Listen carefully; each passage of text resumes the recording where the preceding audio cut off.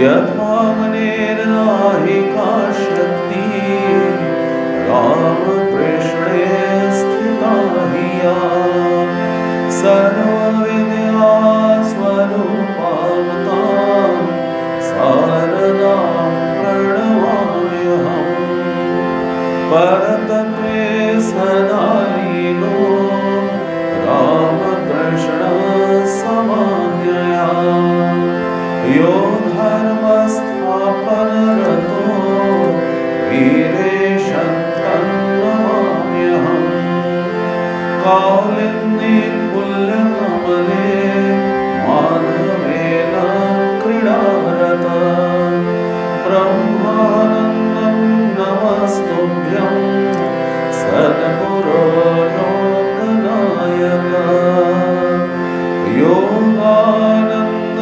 प्रेमानन्दश्चान्ये च पार्षदाः रामकृष्णागतप्राणान् सर्वांस्तान् प्रणमाम्यहम् फुल्लचित्ताय धीराय गीतानिर्माल्यमालिने तुरीयाम्बोधिमगनाय तुरीयाय नमस्तुते।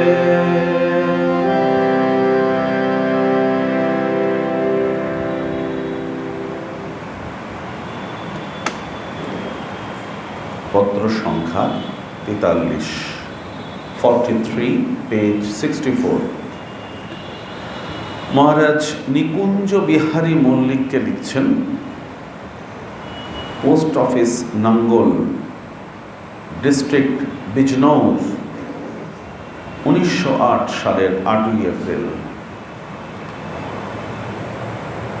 প্রিয় নিকুঞ্জলাল, তোমার পূজনীয়া মায়ের পোস্টকার্ড গতকল্য পাইয়াছি। আমি গত 15 মার্চ গড়মুক্তেশ্বর ছাড়িয়া গঙ্গা তীরে তীরে পদব্রজে এখানে আজ 10 দিন হইল আসিয়াছি। পথে হস্তিনাপুর সুখদেব যেখানে পরীক্ষিতকে ভাগবত শোনাইয়াছিলেন প্রভৃতি স্থান দর্শন করিয়াছি।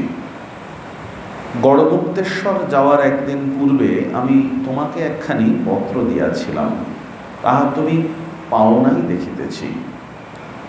আমি তোমার পত্র পাইয়াছিলাম এবং তদুত্তরেই লিখিয়াছিলাম, যাহা হোক তুমি শারীরিক ভালো আছো জানিয়া প্রীত হইয়াছি। যদি এতদিনে জ্বালামুখী রওনা হইয়া থাকি, তাহা হইলে এই পত্র মাস্টার তোমাকে যথাস্থানে পাঠাইয়া দিবে।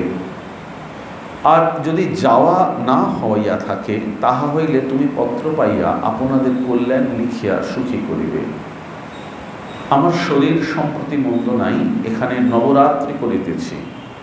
আরও কিছুদিন থাকিয়া পরে হরিদ্বারাভিমুখে যাইব। গ্রীষ্মে আমি কোথায় যাইব জানি না, উত্তর কাশী যাইতে পারি। প্রভুর যেমন ইচ্ছা হইবে।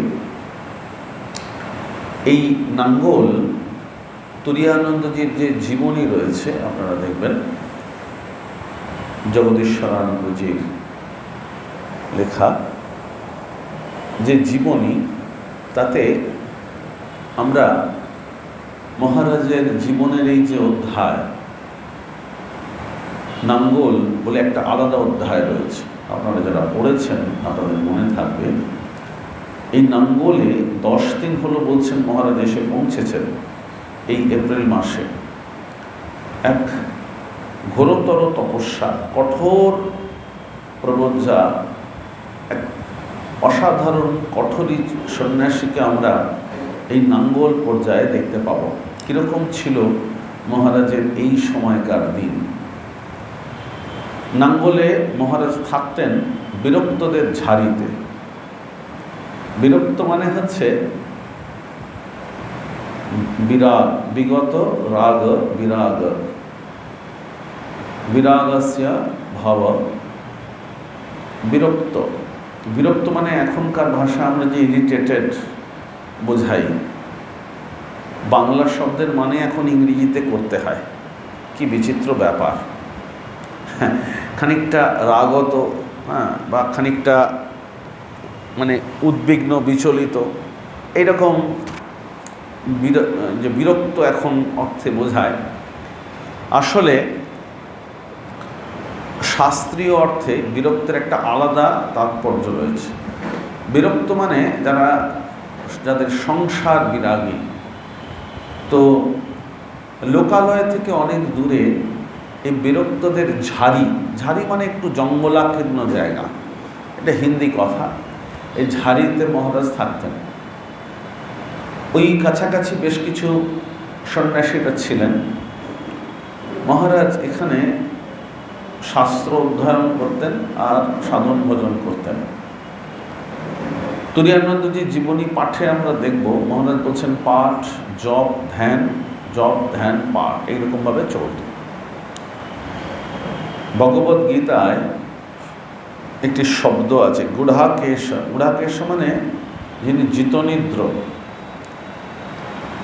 মহারাজ বলছেন যে ভোরবেলা উঠে একদম উনি স্নান করতেন এবং তারপরে সাধন ভোজন শুরু করতেন, এবং এই ধ্যানের মধ্যে দিয়েই তারপরে পড়াশোনা করতেন, ভিক্ষায় যেতেন। তারপরে একটু বেলা হলে একবারই ভিক্ষায় যেতেন এবং ভিক্ষা করে নিয়ে আসতেন।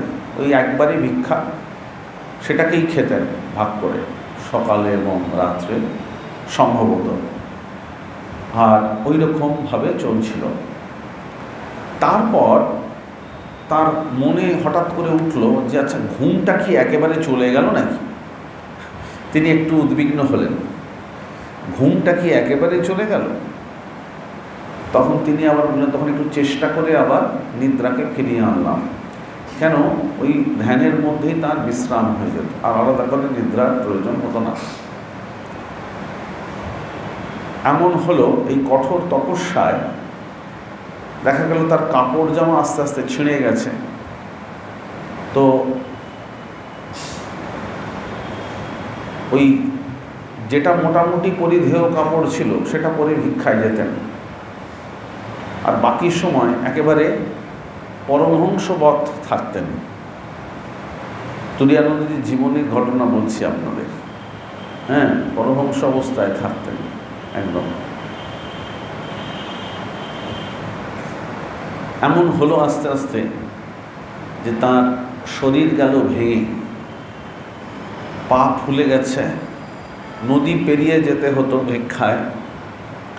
একবার আপনাদের এই ঘটনাটা বলেছি, একবার একজন বৃদ্ধা তাকে বলেছিলেন যে তোমার শরীর খারাপ। তো তিনি তাকে উত্তর দিয়েছিলেন যে আমি তো শরীরকে ভুলতে চাই, তুমি কেন আমার শরীরের কথা মনে করিয়ে দিচ্ছ? मैं तो शरीर को भूलना चाहता हूँ, तुमको याद दिलाती हो मुझे। এইরকম সাংঘাতিক এক কঠোর তপস্বীর জীবন তিনি যাপন করেছিলেন। এইখানে আরও সব ঘটনা আছে, শুনলে শিহরিত হতে হয়।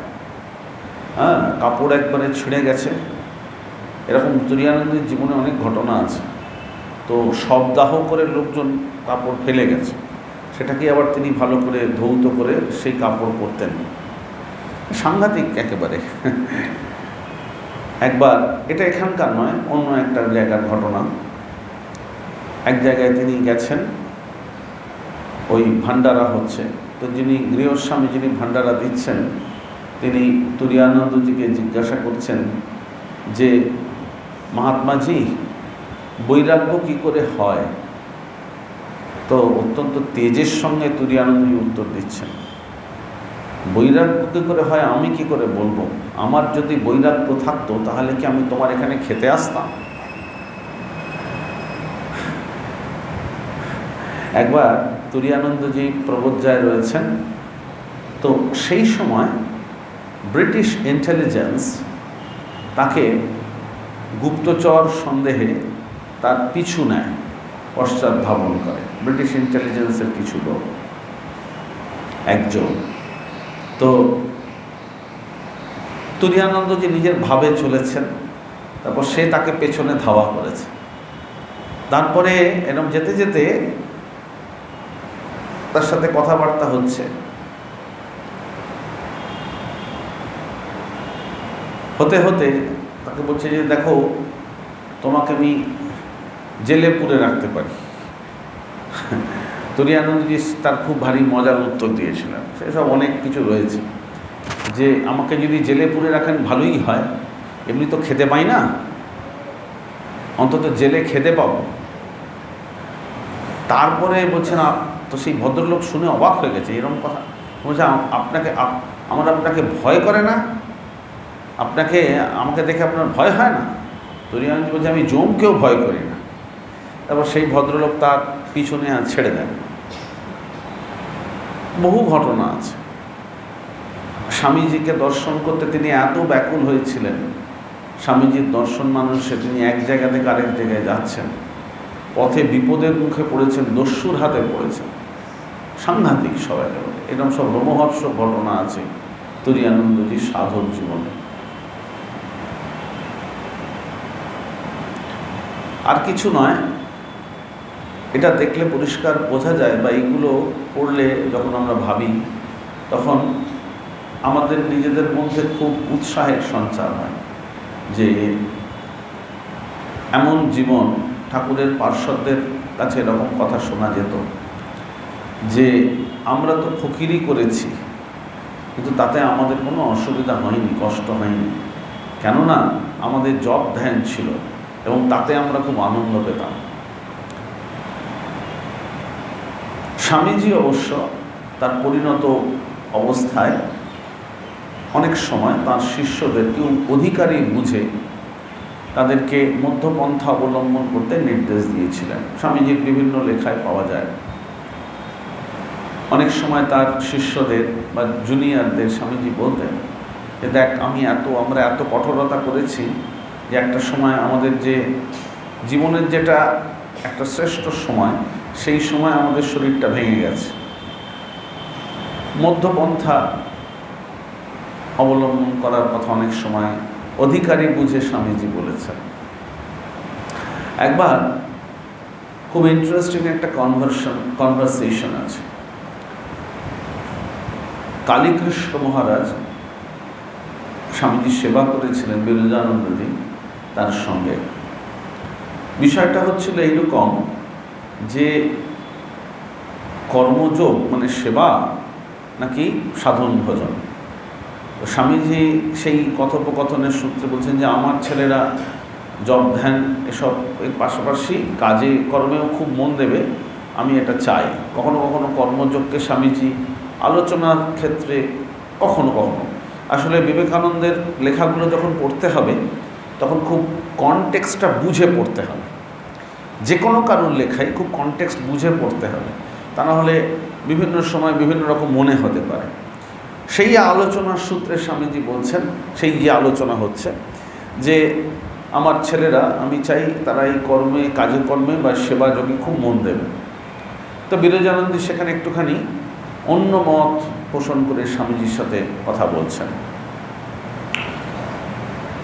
অর্থাৎ সাধুর জীবনে, সন্ন্যাস জীবনে সাধন ভজনই হচ্ছে মুখ্য। তারপরে যেই বিরজানন্দজি চলে গেছেন, স্বামীজি বলছেন ছোঁড়াটা ঠিক বলেছে, ছোঁড়াটা ঠিক বলছে। হ্যাঁ, সাধুর জীবনে, সন্ন্যাস জীবনে সাধন ভজন ছাড়া আছে কি? ছোঁড়াটা ঠিকই বলছে। কখনো এরকম স্বামীজির যে অস্ফুট স্মৃতি, সেখানে স্বামীজির অস্ফুট স্মৃতি, এটা শুদ্ধানন্দজি সুধীর মহারাজের একটি অনুপম রচনা। তিনি লিখছেন বটে অস্ফুট স্মৃতি, কিন্তু সেটা এত পরিস্ফুট যে অনেক উপাদান সেখানে রয়েছে।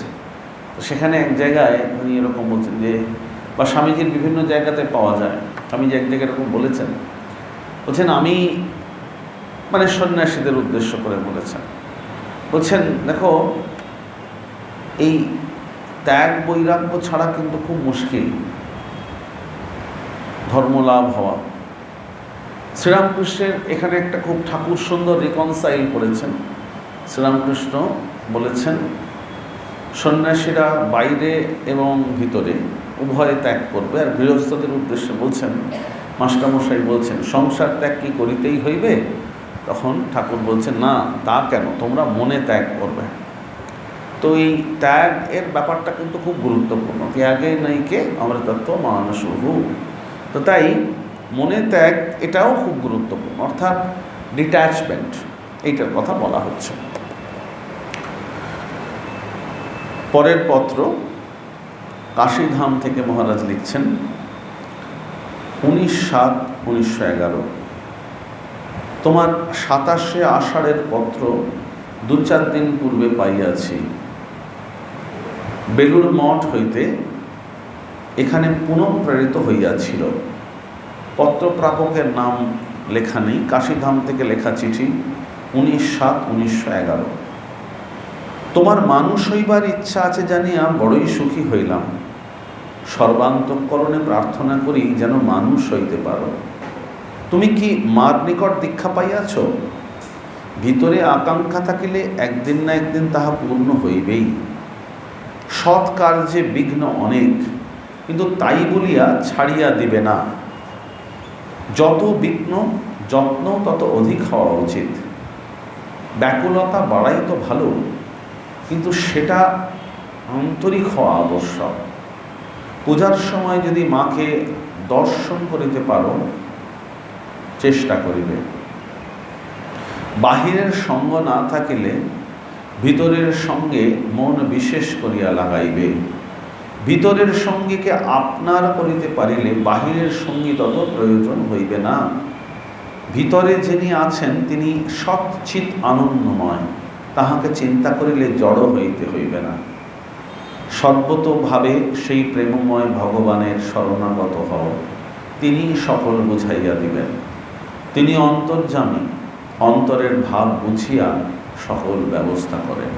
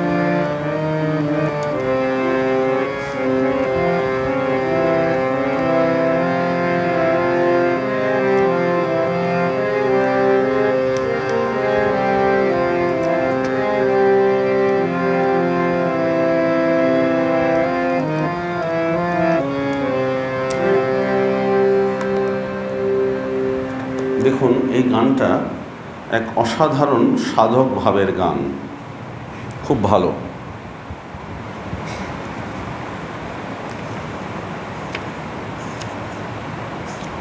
কি করে আমরা প্র্যাকটিস করব?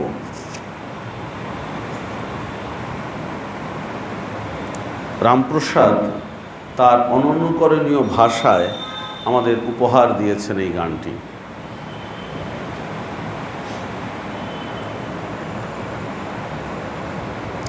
কালেংড়া।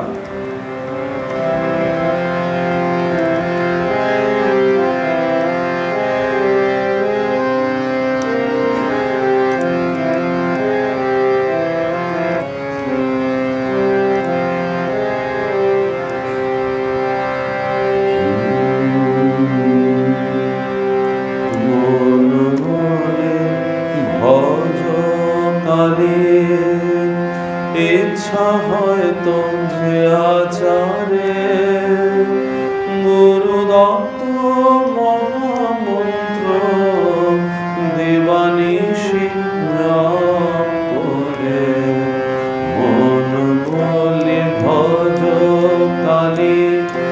ইচ্ছা হয়তো যে আচারে গুরু দত্ত মহামন্ত্র দিবানিশি জপ করে মন বলে ভজ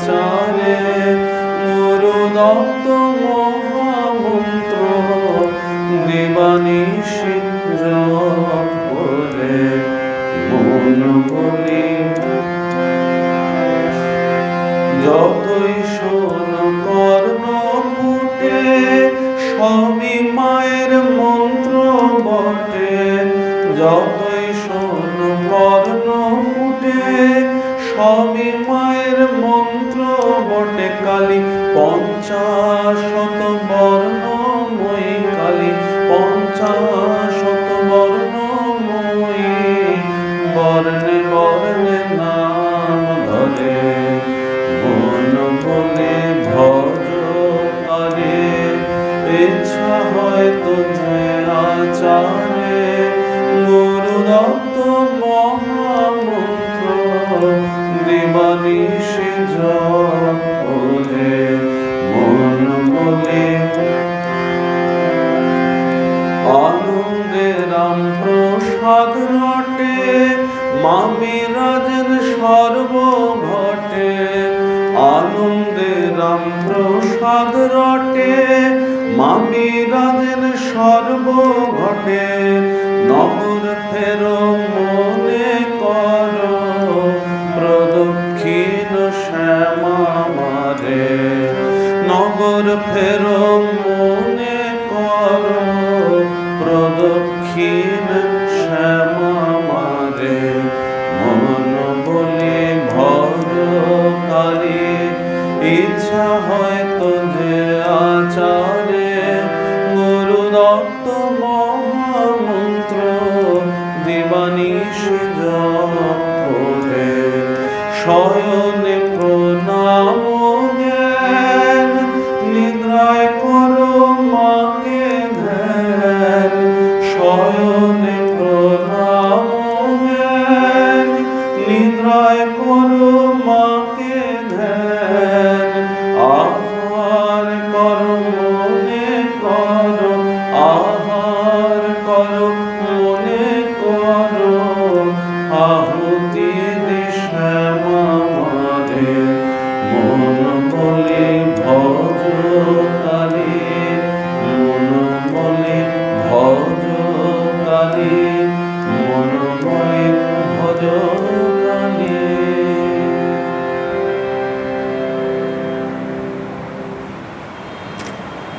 This is a wonderful spiritual practice.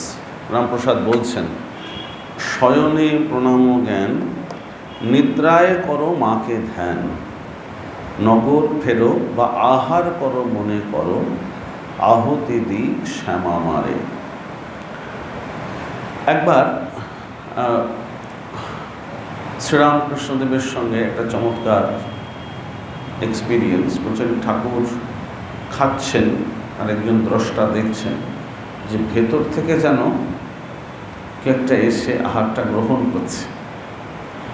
ঠাকুরের গলরোগ হয়েছে, তখন ঠাকুরকে সবাই বলছেন যে আপনি মাকে বলুন যে যেন একটু খেতে পারেন। ঠাকুর প্রথমে রাজি হননি, তারপরে অনেকে বলতে যখন মাকে বলছেন তিনি উত্তর পেলেন, এই যে এত মুখে খাচ্ছিস। ঠাকুর বলছেন তখন লজ্জায় আর কিচ্ছু বলতে পারছে না। হ্যাঁ, এইরকম।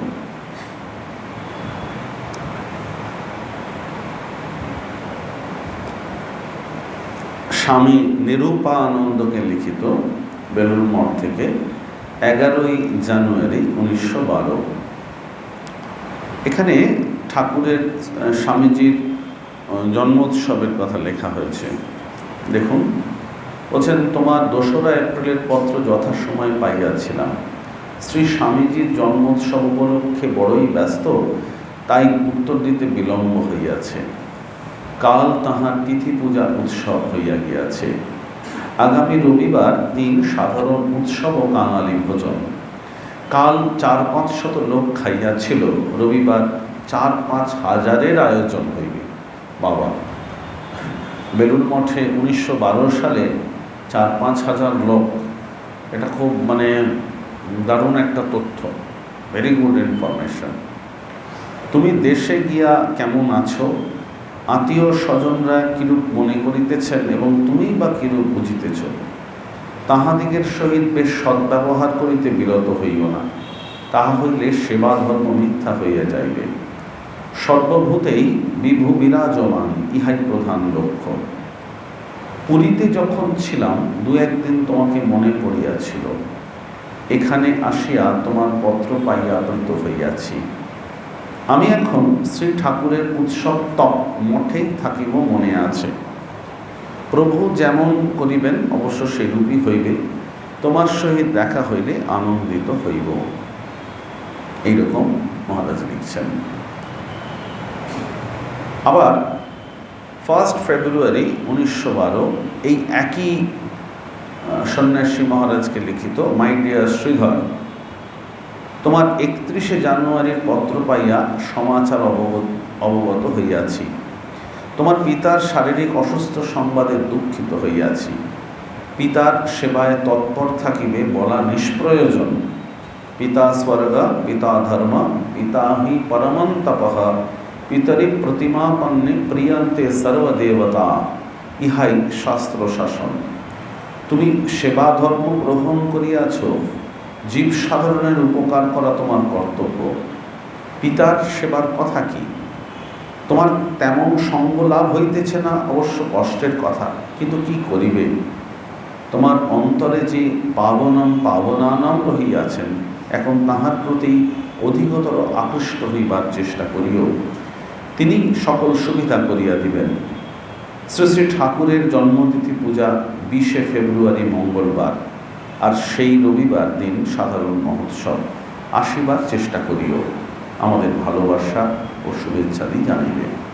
এইখানে চিঠি শেষ হচ্ছে। তার মানে বুঝতে হবে এই পত্রের প্রসঙ্গটা খুব ইম্পর্ট্যান্ট। দেখুন, আমাদের রামকৃষ্ণ মঠ এবং মিশনে এটা একটা খুব গুরুত্বপূর্ণ ব্যাপার। একজন সন্ন্যাসী মহারাজ বোঝাই যাচ্ছেন তিনি কোনো এক কার্যব্যাপদেশে তার পূর্বাশ্রমে গিয়ে উপস্থিত হয়েছেন, এবং দুটো চিঠি একই মহারাজকে লিখিত, এবং সেখানে মহারাজ তুরীয়ানন্দজি তাকে ইনস্ট্রাকশন দিচ্ছেন যে তুমি কিন্তু পূর্বাশ্রমে বা বাড়িতে গেছো এবং সেখানে গিয়ে তোমার পিতা অসুস্থ হয়েছেন, তার যথাসাধ্য সেবা করবে। এই ব্যাপারটা আমাদের আজও রয়েছে। আমরা দেখি প্রথম থেকেই একেবারে স্বামীজি থেকে শুরু হয়েছে। স্বামীজি একেবারে ভীষণভাবে তার মায়ের কথা খুব বলতেন তার জীবনের শেষ দিন পর্যন্ত। আজকে সেই অবসর নেই, তা না হলে এই স্বামীজির যিনি মাতা গর্ভধারিণী ভুবনেশ্বরী দেবী, তিনি এক অসাধারণ মহীয়সী মহিলা, অসাধারণ মহীয়সী নারী। এবং স্বামীজি তার জীবনে মায়ের কথা খুব বলেছেন, একাধিকবার বলেছেন, এবং বলেছেন যে মাকে ঠিক ঠিক পুজো করতে পারে না, এরকম কথা বলেছেন, সে কখনো ঠিক ঠিক মানুষ হতে পারে না। তো জননীকে যে সত্যি সত্যি পূজা করতে পারে না, স্বামীজি এইসব কথা খুব বলেছেন। জীবনে সে কখনো বড় হতে পারে না। তো এই কথাগুলো আমরা পাই। এবং দেখুন, এই যে জায়গা বলা হয় যে সংসার তো বটেই, সন্ন্যাস জীবনেও এটি ভীষণভাবে সত্য যে প্রত্যেকের ক্ষেত্রে এই যে মহারাজের কথা আমরা শুনলাম, পিতামাতার যে আশীর্বাদ সেটা ভীষণভাবে এই অধ্যাত্ম পথের জন্য অত্যন্ত প্রয়োজনীয়। একটা ছোট্ট তথ্য আপনাদের দিচ্ছি। একটা সময় বেলুড় মঠ থেকে স্বামীজির শরীর চলে যাওয়ার পরে সেই সময় ব্রহ্মচারীদের বা তখন যারা নবীন সন্ন্যাসী, ভুবনেশ্বরী দত্ত জীবিত ছিলেন আরও প্রায় 10 বছর। তার জ্যেষ্ঠ পুত্র দেহান্ত হওয়ার পরেও অসাধারণ মহীয়সী এই নারী, কিন্তু নানানভাবে ভাগ্য বিড়ম্বিতা। কেন যে এমন সংসারে হয় কে জানে। আপনারা যদি এই শিমুলিয়ার দত্ত পরিবার, অনেক বইটই আছে, অনেক মানে নতুন নতুন ভালো ভালো গবেষণাপত্র বেরিয়েছে, সেখানে আমরা দেখতে পাই যে এই দত্ত পরিবারের যে প্রচণ্ড একটা ঝড় ঝঞ্ঝা গিয়েছিল বিশ্বনাথ দত্তের শরীর চলে যাওয়ার আগে এবং পরে। এবং বিশেষ করে বিশ্বনাথ যখন মারা গেলেন তারপরে এক প্রবল একেবারে ঝঞ্ঝাবাত নেমে এসেছিল বিশ্বনাথ দত্তের বিধবা স্ত্রী এবং তার সন্তানদের জীবনে। এ কথা আমরা সবাই জানি সেই সময়। কিন্তু এই ভাগ্য বিড়ম্বিতা তাদের কাছে, স্বামীজির মা তার কাছে সেই সময় ব্রহ্মচারীরা, নবীন সন্ন্যাসীরা যেতেন। ভুবনেশ্বরী তাদের কথা বলতেন, ছেলের কথা। হ্যাঁ, বলছেন আমার ছেলে 24 বছর বয়সে সন্ন্যাসী হয়েছিল, বলতেন এক কথা।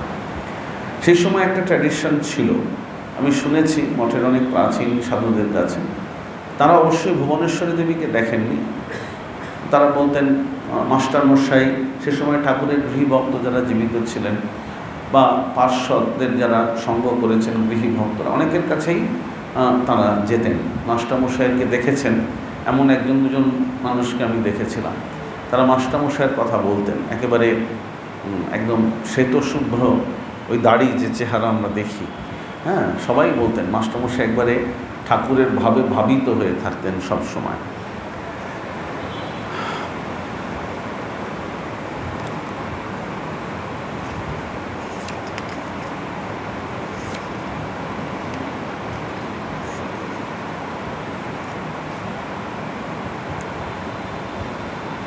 আমাদের সময় প্রায় শেষ, আমরা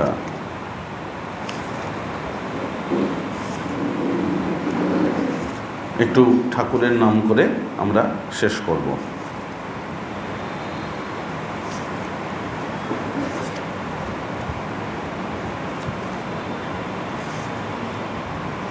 কোনটা করা যায়?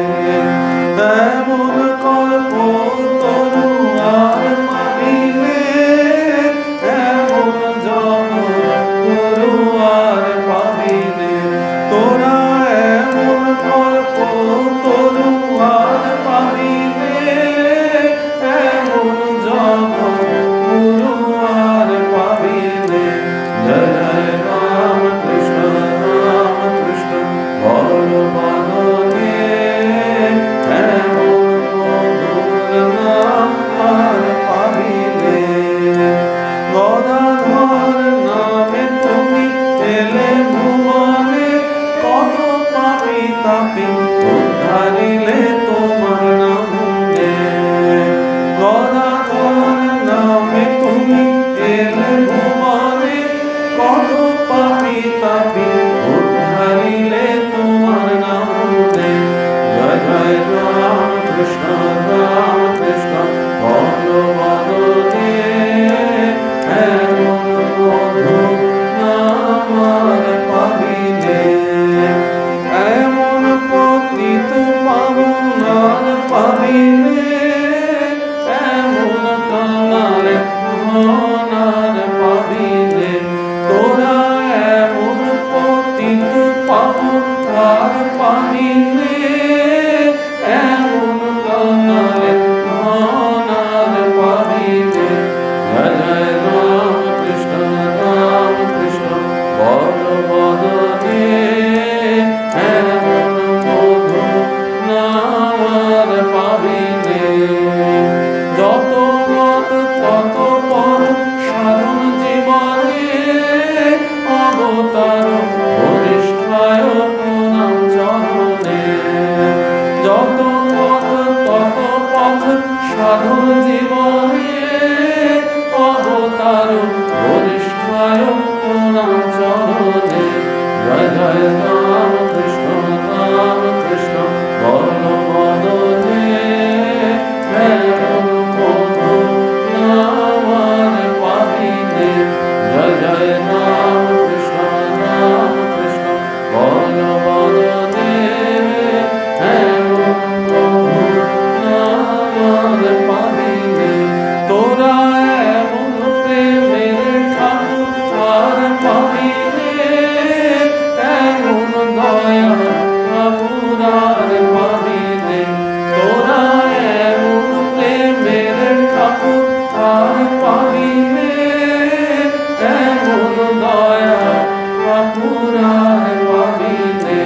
জয় জয় রাম কৃষ্ণ বল বদনে এমন মধুর নাম আর পাবিলে।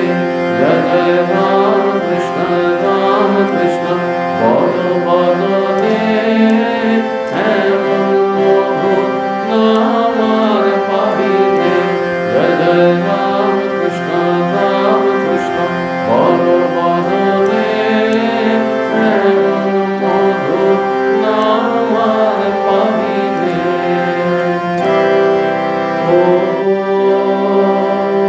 শান্তি শান্তি শান্তি। হরি ওম তৎসৎ। শ্রীরাম